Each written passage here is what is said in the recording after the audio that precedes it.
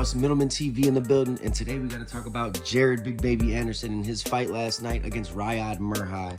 And man, this was supposed to be a step up for Jared Anderson. You know, he was coming off a win against Andre Rudenko. He looked very dominating and amazing in that fight.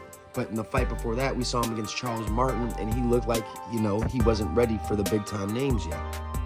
So against Ryad Merhy, from the very beginning, it looked like Ryad Merhy wasn't even trying to engage. He pretty much was just there for a paycheck, and he didn't really let his hands go at all. I think he threw about 90 punches in the entire fight. Jared Anderson was letting his hands go, showing that he has a lot of different things up his arsenal, a lot of different tools up his arsenal on the offensive side of things in boxing. He was letting his hands go, throwing combinations. It was a very easy fight for Jared Anderson. Didn't really get to show much, didn't really get to, you know, say what's going to happen next, because it just wasn't a test. But all I can say is, man, I'm ready to see Jared Anderson step up.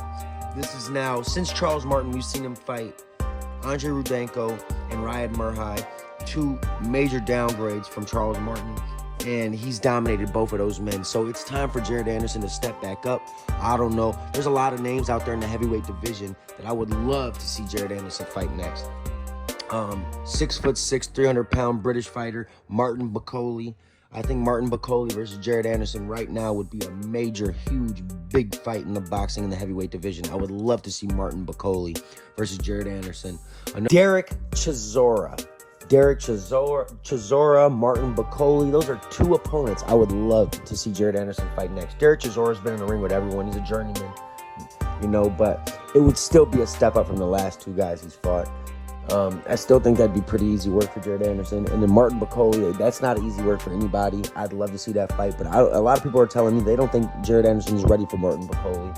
So maybe that's 2 or 3 fights from now. But that's a hell of a fight, man, for the future. I'm telling y'all. Even throwing Deontay Wilder's name out there, man. Deontay Wilder versus Jared Anderson. It would sell 2 American heavyweights with big names. Deontay's kind of on the back end. That would be a big fight, in my opinion, a fight to see. But all in all, Jared Anderson once again showed his dominating performance against a much lower competition, and it's time for him to up his competition, y'all.